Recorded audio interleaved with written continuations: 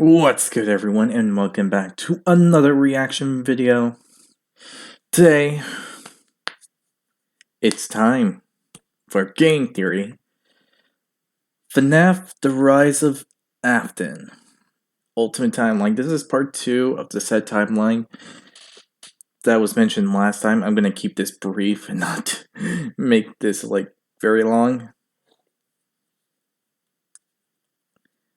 And, yeah. So, as you know from last time, we talked about the whole thing with how it all started in general. We went over the motivation of William, what happened with his business, and how he and Henry met, how they came to work together, and so on and so forth. And we also know that with technicality, Henry, without knowing it, just went on William's bad side. So, yeah. I'm gonna leave a link to that video, that reaction, down in the description below so you can see it and all that. But, yeah, with this said, also within the description is the link to the original video here. So, if you wanted to see that, go ahead and do it and give Game Theory some love and support for the video they made. Hit the like button if you did enjoy this video. Hit the subscribe button, support the channel, support the content provided, and so on and so forth. You'll know when you're subscribed when the red subscribe button turns gray. And also, next to it is the notification button. It's this tiny bell that, if lit up, you'll be notified immediately when new videos come out.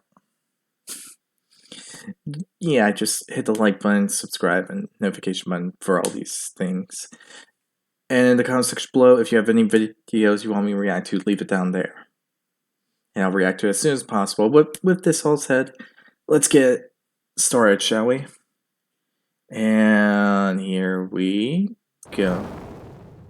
Hello, Internet! Welcome to Game Theory, and officially page 7 of the FNAF timeline script. Oh, shit. We talked about William That's, childhood dream awful. of making a singing bear come to life, and the infuriating moment that his dream is copied by a rival restaurant franchise looking to steal away his success. The merger of the two franchises results in William meeting Henry, a brilliant designer with a knack for robotics. Working together, they make Fredbear's flourish, spawning popular Saturday morning cartoon shows, toy lines, and spin-off restaurants under the Fazbear name. When last we left him, Afton was thriving, the world of robotics opening his eyes to new and exciting ways of bringing characters to life. Bringing things to life. Yeah, that was his core driving force, his passion. And it was this very passion that would mutate, twist, and morph from here on out in the story. Because with life, there is inevitably death. Something that Afton would become intimately familiar with. But before Afton acquaints himself with death, I want you to take some time to acquaint yourself with our newest channel. Guys, this is a huge moment for us theorists. For the last decade, we've had this 4-player controller icon, and now we finally fill in the final missing piece. Get ready for the rollout of our newest theorist channel. Drumroll, please.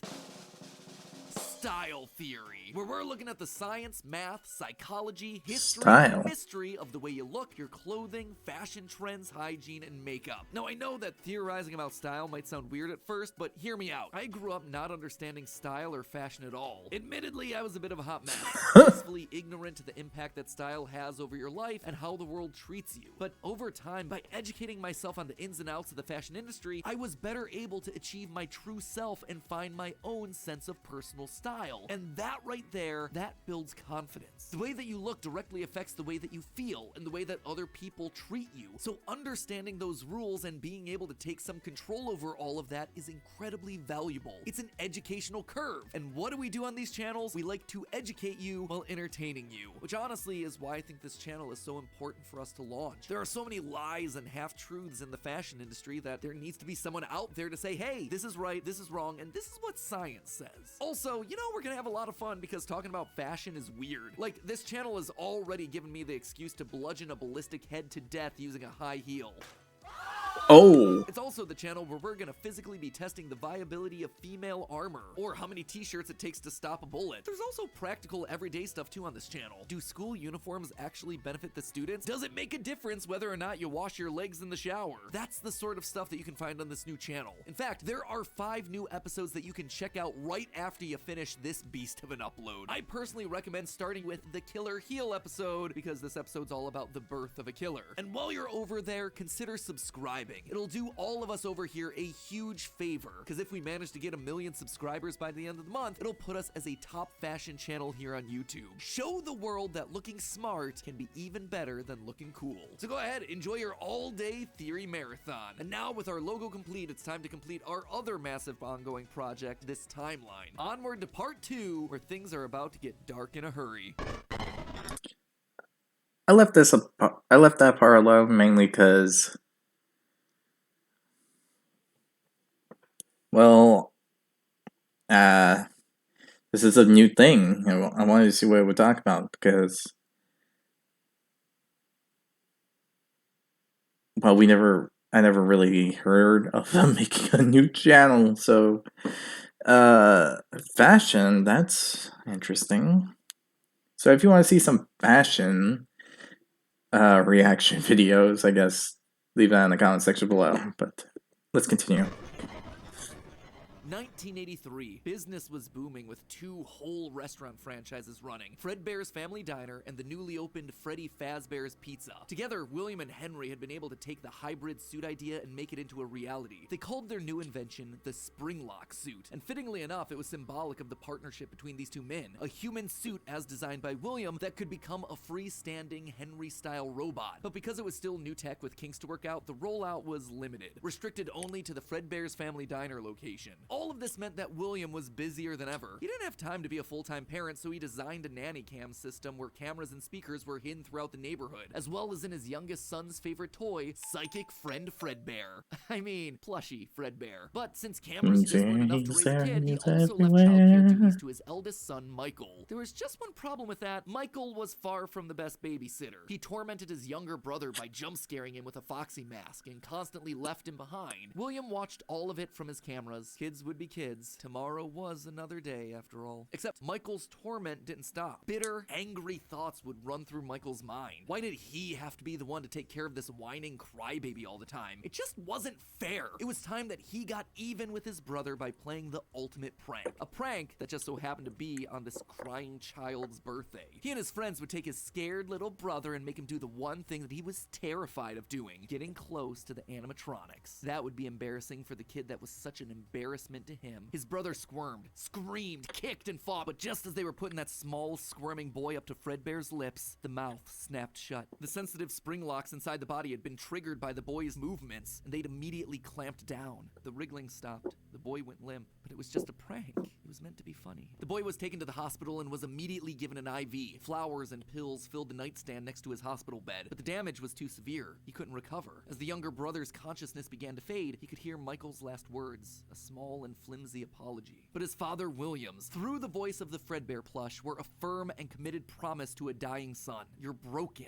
I will put you back together. This would not be the end. No matter what, William's son would live again. It would just take time. Time that, right now, he just didn't have. His young son's heart flatlined as the boy faded into the inky unknown of the afterlife. In the aftermath of the tragedy, changes started happening around the restaurants. Kids were now required to wear security wristbands to prevent anyone from getting outside without parental permission. Any kid who approached the exit without permission would have to answer to the security puppet, a marionette on strings that could fly around on rails across the restaurant to stop kids in their tracks. It was William's idea, inspired by Michael constantly leaving the restaurant without his brother. In the wake of Fredbear's Springlock failure, all the hybrid suits were getting retired, locked away at the nearby Freddy Fazbear location. It was yet another tough pill to swallow after all the hard work that he and Henry had put into them. William would eventually bury the boy's small body in a remote location out in the woods right alongside his drive into and out of work every day. The death of this little boy sent the family spiraling. His wife, crippled with grief, was so distraught that all she could do was sit and watch TV. But his son Michael was far worse, complaining of seeing hallucinations of a golden bear standing outside of his window. The boy was so racked with guilt.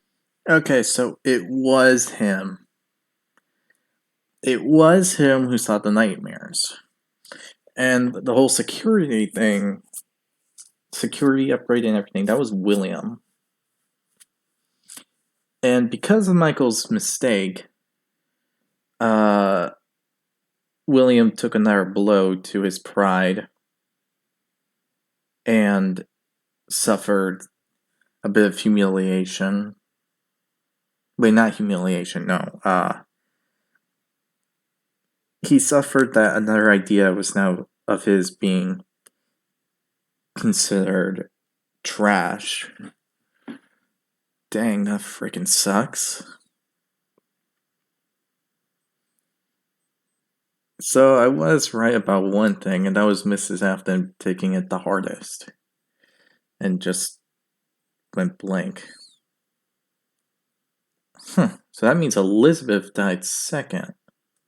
That he was convinced that he was being haunted by the ghost of his brother stuck inside the suit that took his life. The suit's three-toed feet digging into the wet earth. The words, "It's me," ringing through Michael's ears. Some nights, Michael would even go so far as to break out of his room to check the gravesite and ensure that his brother was still there. As for William himself, he disappeared into his work and his drinks. Junior's, the local bar, wasn't far from his son's gravesite. He found himself going there more and more frequently, spending longer and longer amounts of time there. The bar gave him a place to think, to remember, to reflect and stew on how Henry had stolen his idea for an animal-themed restaurant. How they'd cut his character out of the cartoon when everyone else was there. How Henry had humiliated him by buying him out of bankruptcy. And now there was his son. Henry had taken his son from him. The robotic part was the part that failed, after all. William ordered one more drink, but it was one too many. The bar turned him out and told him to go home. But William didn't go home. Drunk and angry, William raced back to the restaurant to give Henry a piece of his mind, only to find someone else waiting. Henry's daughter, Charlie, locked outside of the building, bullies laughing at her through the window. Fine, some other problem to fix. But then Afton got an idea. A beautifully awful idea. This was his chance to get back at the man that had humiliated him all those years ago. Henry had killed his business, and now Henry's robotic suit had killed his son. It was time for William to do some killing of his own. Let Henry feel what it's like to have something you love get ripped away. While parties continued inside the walls of the pizzeria, William attacked Charlie in the back alley. It felt good. He felt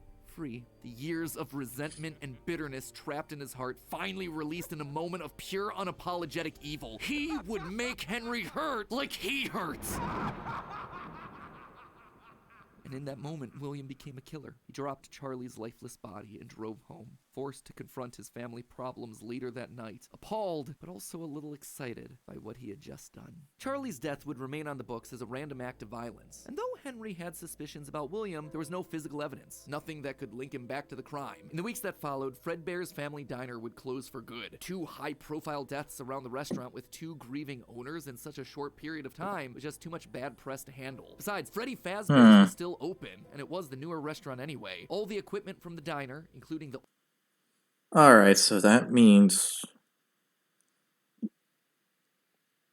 So, the only reason why he killed Charlie was due to drunken rage.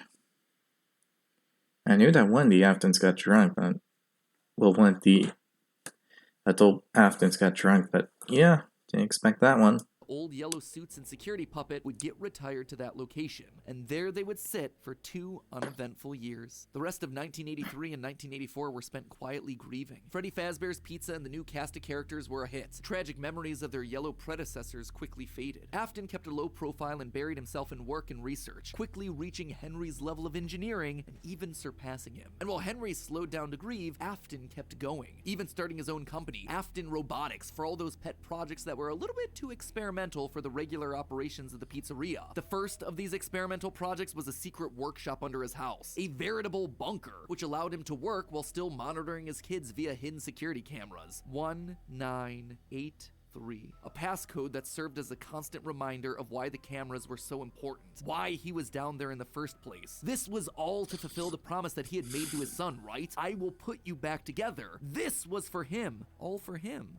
right? But cameras weren't enough. He needed to solve the runaway Michael problem. He had to keep him in the house. He couldn't have another one of his kids wind up dead inside of an animatronic suit. So why not run a little experiment on Michael? You see, all this work with Henry had gotten Afton to start learning more about life, robots, the human mind, and what a fallible machine we as humans were. Our reality is so easy to manipulate with a few sensory deceptions. Deceptions like sound. With just a few sounds, he had discovered that he could alter a person's vision. He could transform blank, smooth plastic robots into lumbering, twisted nightmares. Nightmares far scarier than he could create with actual materials. They would appear organic, rotting, putrid, terrifying. These would be his means of keeping his son Michael in the house where He honestly belonged. should have made a horror attraction. But then again, this was the boy who had killed his son. He would make him sorry. And so Michael would grow up not only dealing with the memories of his own guilt, the hospital room, the pills, the flowers, the death of his brother, but also facing literal nightmares, illusions created by sound. Michael would never forget these either. Years later, as a security guard, he would still draw pictures of them inside of his logbook. But all of these extra projects meant that his home life suffered even more. He was an absent father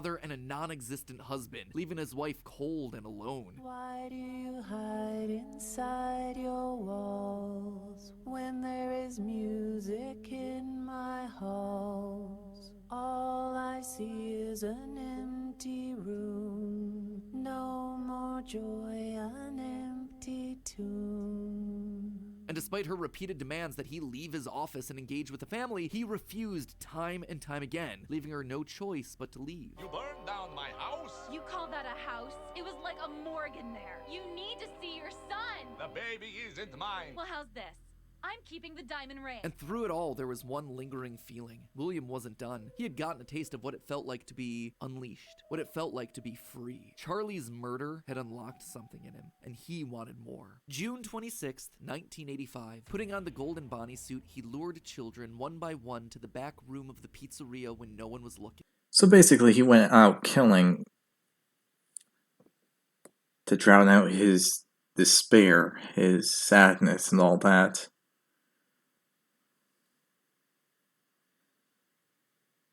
That or he just snapped and... yeah, either one just sounds awful. Jeez. This guy can't really get a break, can he? At first, he was cautious. He would lure them with promises of cake and cookies. He told them that their dog had died. He would ask for help with homework. Susie was the first. You never truly forget your first. I was the first. I have seen Okay, phrasing. But Really where to hide the phrasing. bodies? He couldn't sneak out. Someone would see him. He had to hide them in a place where they'd never be found and where they'd never leave the building. They had to be stuffed inside of the suits. No one maintained those things anyway except for him. And so Susie would go into Chica. Fritz, Jeremy, and Gabriel would come next. But it was easy. It was too easy. And with each little life he snuffed out, his lies got bigger. Their house was burning. They're just being kidnapped. Until the last one where all pretense was off. He let himself get violent. Too violent. I'll just wait for him after school, throw a bag over his head, hit him with a shovel, and drag him into the back of my car. The body of Cassidy was far more bloody and broken than any of the others. He'd let himself go too far. That one he shouldn't have killed. With no more active animatronics left, he shoved the body into the one suit that remained backstage. The long-forgotten yellow Fredbear, now broken and discolored with age. Broken, like Cassidy was broken, like his son was broken. Newspapers reported on this disappearance. Oh, that's why.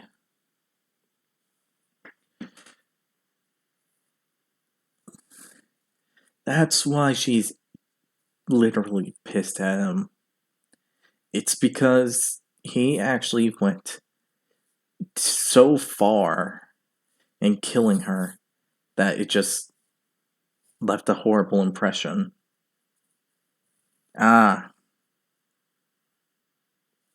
Makes sense.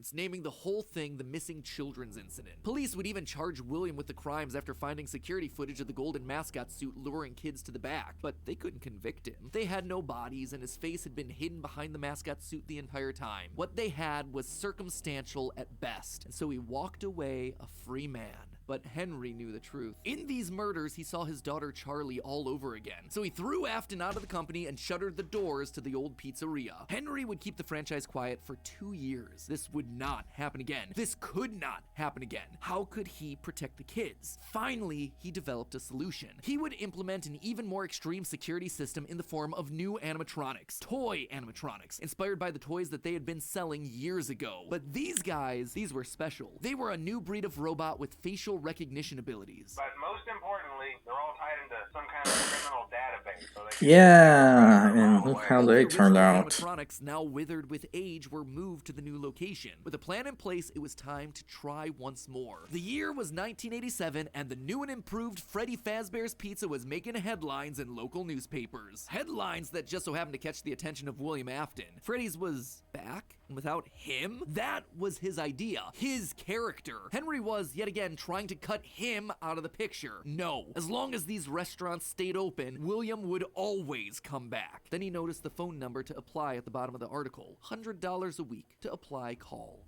Afton would go back, not as an owner or co-founder. He would go back in the one place that they would least suspect him, a lowly day shift security guard. And there it was, buried in the back of parts and services, mixed in with the old withered animatronics, was the golden rabbit. With the yellow security badge still on his chest, he used his crank to pull open the spring locks. It was time for Bonnie to give an encore performance. someone used one of the suits. We had a spare in the back, a yellow one. Someone used it. Now none of them are acting right.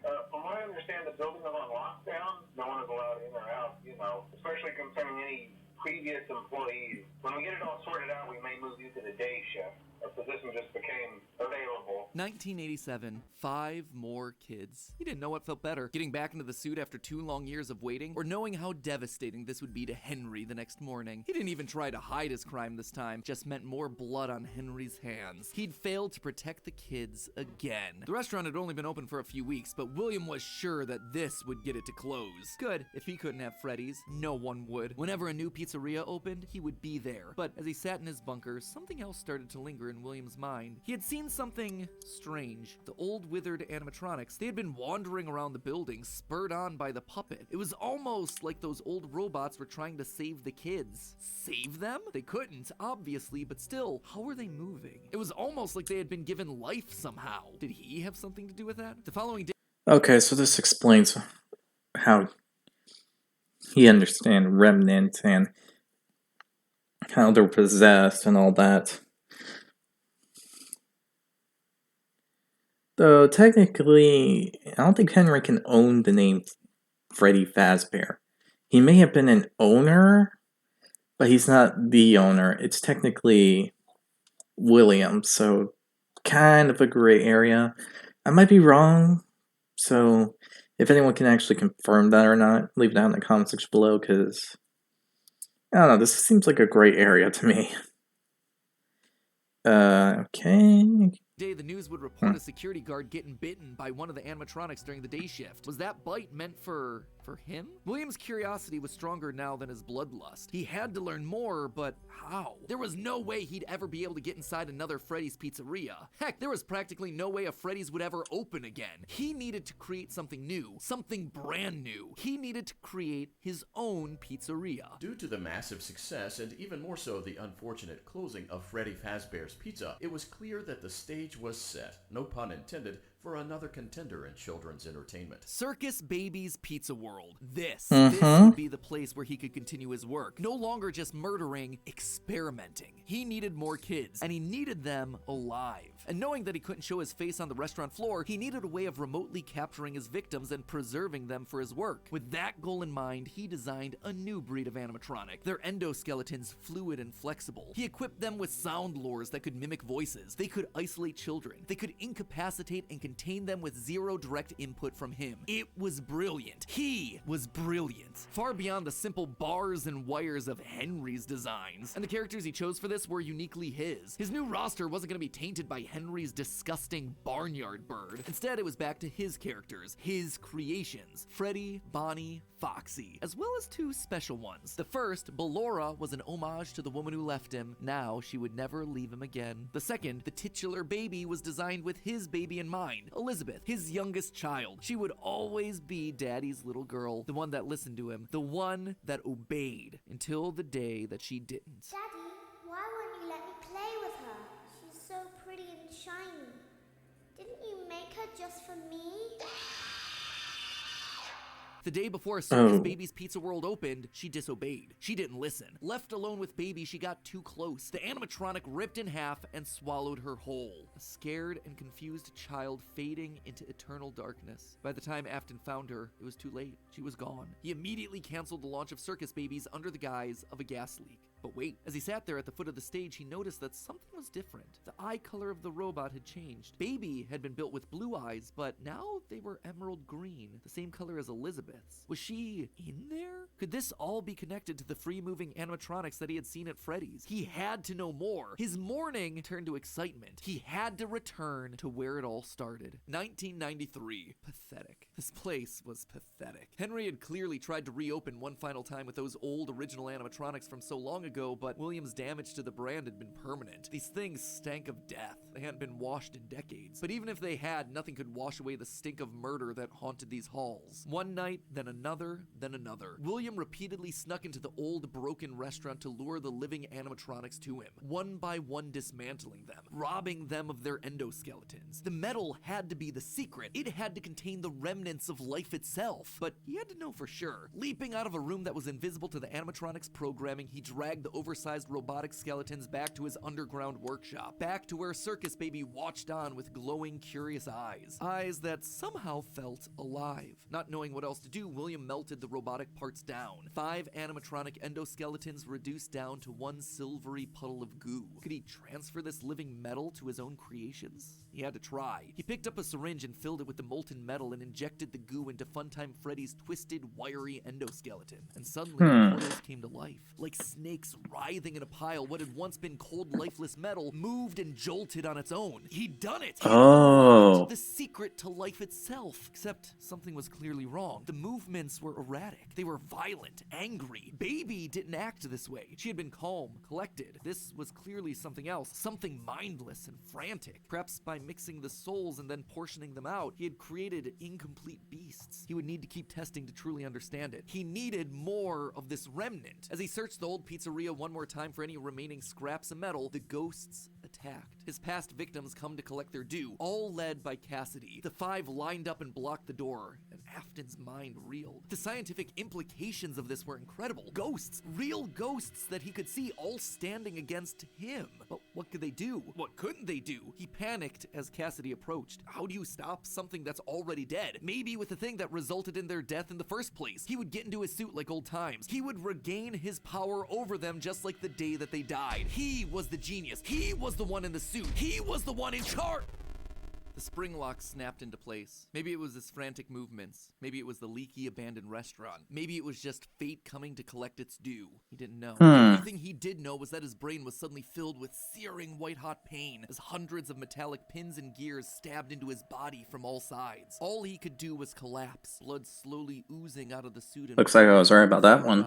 It couldn't end like this. It wouldn't end like this. His work was unfinished. Unable to move, his only option was to survive, to live, to keep living. It took days lying in his own blood, but eventually someone found him. A security guard making a normal report. When he saw the animatronics torn apart in the middle of the party room floor, it caused him to file an immediate report of a break-in. An owner would have to come in and claim the damage. And who else would it be other than Henry? Hope jumped in Afton's heart. Henry would see him. They were partners after all. He would be the one to help save him, to get him out of this suit, to relieve him from this tremendous pain. Henry entered the secret room. His eyes fell on Afton sitting there in the pool of red, and Henry, saying nothing, turned and walked away. This is just to inform all employees that due to budget restrictions, the previously mentioned safe rooms are being sealed at most locations, including this one. Nothing is being taken out beforehand, so if you left anything inside, then it's your own fault. Management also requests that this room not be mentioned to family, friends, or insurance representatives. And so there Afton would sit, hanging on for 30 years, trapped behind the walls with an iron will that refused to die. end of this part. I say this part because it's not officially the end of the Afton era just yet, but this just felt like a really solid stopping point. The episode has gone on forever. Okay, so most of this is things that we already knew, stuff that's been established and reestablished time and time again by the games. That said, there are two things that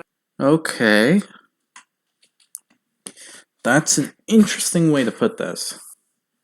So, for one, William was awake the whole time? I don't know, I don't see it.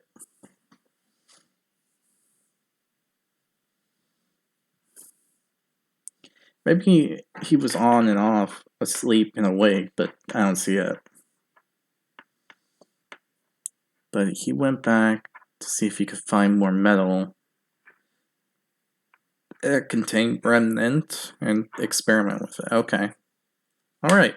that I absolutely have to address. The first and biggest is the placement of Sister location, or more specifically, Elizabeth's death. To me, evidence in game seems to suggest that it was meant to come before the crying child's death in 1983. The biggest clue to this is that the crying child saw something. Remember what you saw is the phrase that's repeated over and over again by psychic friend Fredbear, aka William Afton speaking through a walkie-talkie in the Fredbear plushie's stomach. But what did he see? Well, I think we can tell based on how the nightmare animatronics are visualized. They have mouths in their stomachs, just like Baby ripping in half at the waist to swallow a kid. There's also the empty girl's room, one presumably left behind by a dead sister. And lastly, it explains why he's scared, and more specifically why Afton wants him scared. He needs his kids to stay away from the animatronics. He doesn't want them getting too close, because the last time one of his kids got too close to a robot, his daughter died. That's then why he sets up the nightmares, to scare both Mike and the crying child away from the animatronics from that point forward. That's why books like the Character Encyclopedia outright suggest that we play as the crying child in FNAF 4. That's why he has a nanny cam following the crying child everywhere, so he can keep tabs on his kids when they're out of his sight. He can't let another Elizabeth situation happen. The death of Elizabeth also gives William Afton extra motivation for killing. He's a grieving father. His daughter was taken away from him, so Charlie should die as well. He's lashing out at the world after losing his kids. And again, we know that at least one of his children had to have died prior to Charlie's death, based on the mound of dirt that we see in Midnight Motorist. It also allows circus babies to open and close earlier in the timeline, which is how you wind up with Funtime Foxy appearing as Mangle in the FNAF 2 location. Basically, Elizabeth dying first has everything it needs to fit, except for the most important thing, the murder weapon.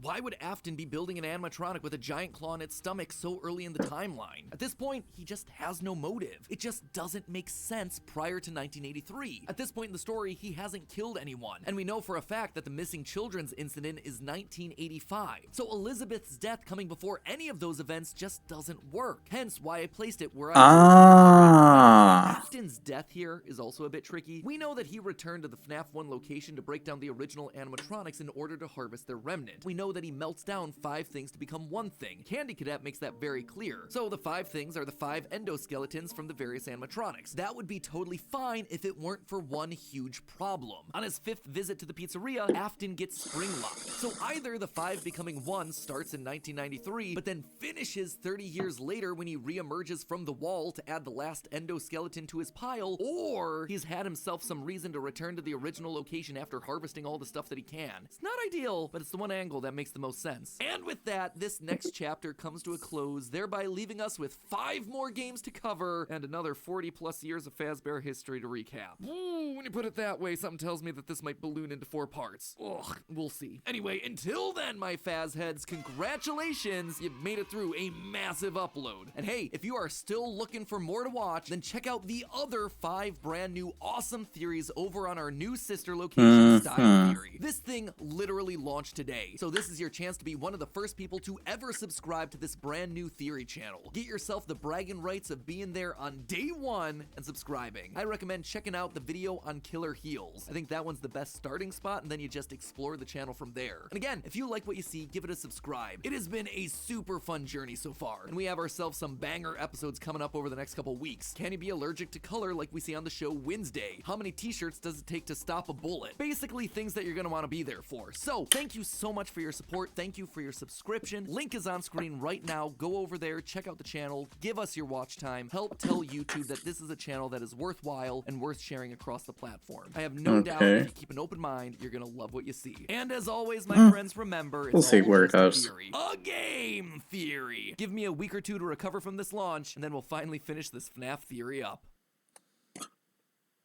Alright, so overall review, it's crazy. Also, congratulations if Game Theory is seeing this for your style theory. Sounds very interesting. Now, this whole timeline thing kind of makes sense to a degree, but I highly doubt William is like wide awake for 30 years. Maybe on and off. Awake, then asleep, awake, then asleep. I mean, I can see that.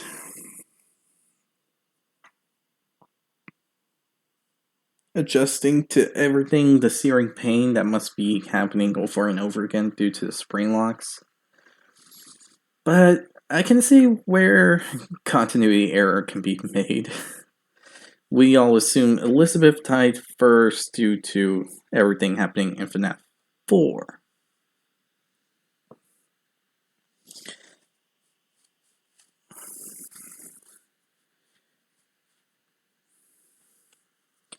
But with this piece of evidence, it also proves otherwise.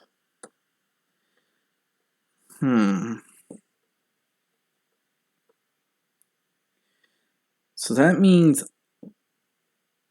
Elizabeth just wasn't there at the time when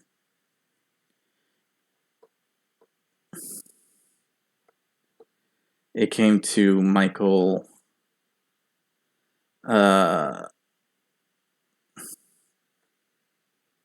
babysitting him. So I guess she was with her mother?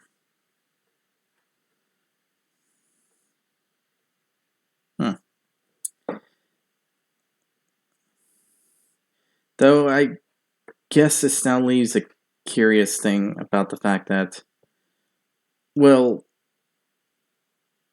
Mrs. Afton just left due to not seeing William and him not partaking into the family anymore, so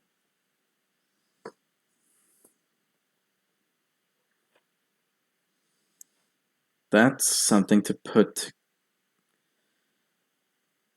Well, it's something that makes sense. It's strange. We get Mrs. Afton, but we don't really get her. We know that Ballora was mauled after her. And all that. But it leaves so many things to wonder about her. Though I don't think we're ever going to get that. Though this whole thing about Henry just taking the name for himself, it kind of seems like a gray area. I might be wrong. I mean, when it comes to company making, don't you need to have shares? And with both Henry and William being owners, wouldn't that mean that they technically have the same amount of shares? Though it does seem that a lot of things I have theorized were right. Can't say that it's a perfect thing, but But now we know something else. William, in true honesty, murdered 11 kids.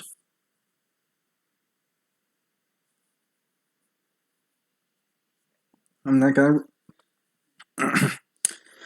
count Elizabeth, since that doesn't seem right to call her someone William intended to kill. Though it now explains why Cassie is so angry at William. He brutally killed her, so. Though technically she also brutally killed him due to the animatronic. So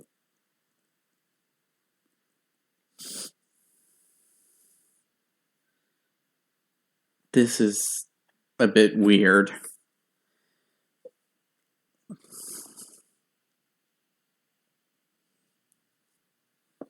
A little stuck in this situation here, but nothing else to claim or say. But yeah. So William tries to destroy the restaurant's reputation 3 times, and technically did. Yeah, seems about right. And the toy animatronics were meant for security to prevent William from committing more murders, but William, okay. Yeah, I don't see anything wrong with this timeline. It seems perfectly okay. Alright. Nothing seems wrong. Nothing seems off. Yep. I'm processing this in a weird way, but it honestly makes sense.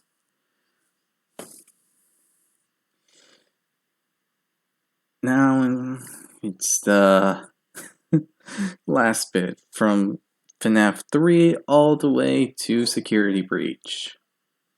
This is going to be a nightmare. Well, technically not, because technically 3 is like in the future, so basically everything after William became Springtrap, okay? So yeah, hope you all enjoyed this video. If you did, hit the like button down below, hit the subscribe button to support the channel, support the content provided, hit the notification button, be notified immediately when a new video comes out.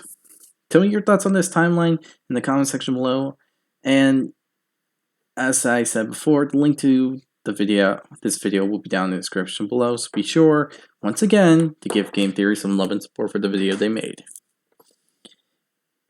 And for their new style theory. So, with all this said, hope you all enjoy, and I'll see you all next time. Bye!